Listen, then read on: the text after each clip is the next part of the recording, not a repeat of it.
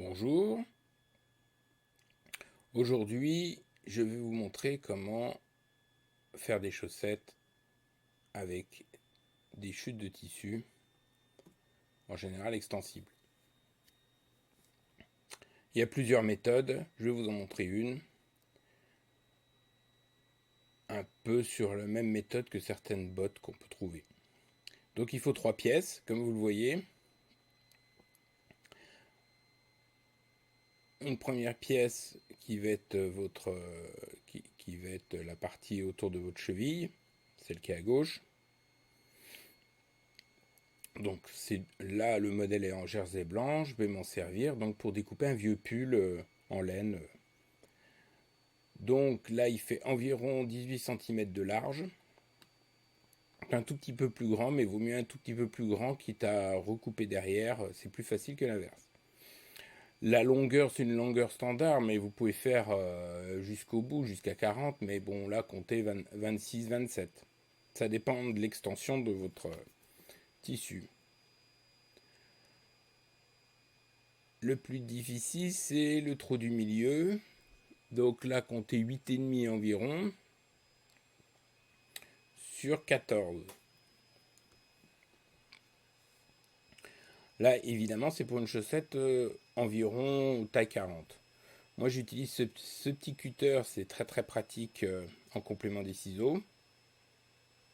Bon, évidemment, là, il s'ouvre pas très bien. Vous pouvez le trouver pour une poignée d'euros sur eBay et c'est très pratique. Je vais aller découper mes 3 parties. Donc, comme vous voyez, celle que je vous ai donné mesure qui concerne la partie qui va être autour de la cheville. Où il y a le cutter à côté, c'est le pied en lui-même, le haut du pied. Et une sorte de patron, c'est une semelle standard où vous prenez une semelle de chaussure que vous avez ou une semelle intérieure, ce qui peut vous servir de modèle. Voilà, on se retrouve une fois que les 3 morceaux sont découpés. Voilà, donc là on a nos 3 morceaux. Donc pour changer, vous voyez, j'ai pris une semelle blanche, histoire d'avoir les chaussettes un peu plus marrantes, en ayant la plante du pied d'une autre couleur. Oui, je vais quand même vous donner les mesures, on ne le voit pas sur l'image, mais de bord à bord, c'est plus important, donc c'est 25 sur, voilà, environ 25.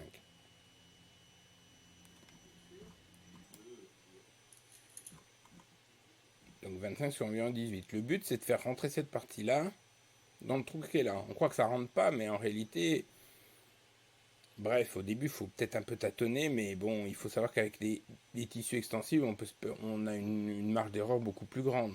Mais en gros, il faut que la longueur qui soit là corresponde à cette longueur-là. Visuellement, on croit que celle du bas est plus petite, mais en réalité, c'est plus profond, donc ça revient au même.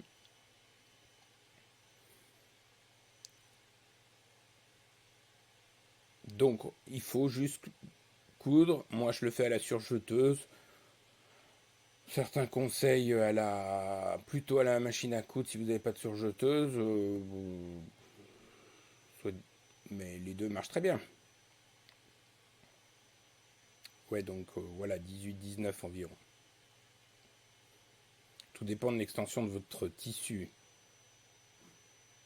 Bon, on se retrouve dans quelques secondes pour voir le résultat. Voilà, donc c'est cousu de bord à bord. Ça ressemble pas vraiment à une chaussette, mais je vais vous montrer que ça ressemble vraiment à une chaussette. Donc voici la première étape. Vous voyez, pour vous donner une idée, une fois que ça sera cousu, on a bien une chaussette.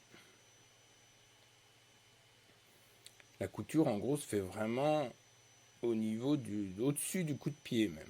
Donc très peu visible. Bon, là j'ai eu un peu la flemme pour rechanger tous les fils de la surjeteuse, donc ça sera des fils blancs, c'est pas l'idéal parce qu'on va les voir. Comme vous voyez, ça ressemble à une chaussette. Donc maintenant, ce qu'on va faire, alors il y a 2 méthodes, mais bon, moi je vous dis plutôt celle que j'utilise. Je couds d'abord la tige Et ensuite je mets la semelle. Mais bon, à voir, on peut mettre la semelle et ensuite coudre la tige. Le bord du talon est un petit peu à angle droit. Soit on peut le recouper dès maintenant, soit moi c'est avec la lame de la surjeteuse qui fait un petit arrondi. Sinon ça fait une sorte de petit bourrelet qui dépasse, c'est pas très joli. Voilà, donc je vais coudre d'abord la tige, ça veut dire le haut de la chaussette, et ensuite la semelle. A tout de suite. Voilà, comme vous pouvez le voir, c'est fini. Évidemment, c'est pas très beau parce que c'est côté envers. Il faut savoir que cette méthode a l'avantage aussi, moi je l'ai fait pour une chaussette, mais si vous avez un tissu légèrement extensible, par exemple très chaud, vous pouvez faire des petites bottines ou du tissu fourré ou assez épais. Pas trop non plus, il faut que votre machine à coudre ou votre surjeteuse puisse tout prendre. Mais vous pouvez faire des petites bottines ou des chaussons. Donc voilà, maintenant il n'y a plus qu'à couper les petits bouts de fil. Bon, en définitive, je me suis rendu compte que je l'ai fait beaucoup trop longue et le haut de la chaussette passe pas. On retourne la chaussette.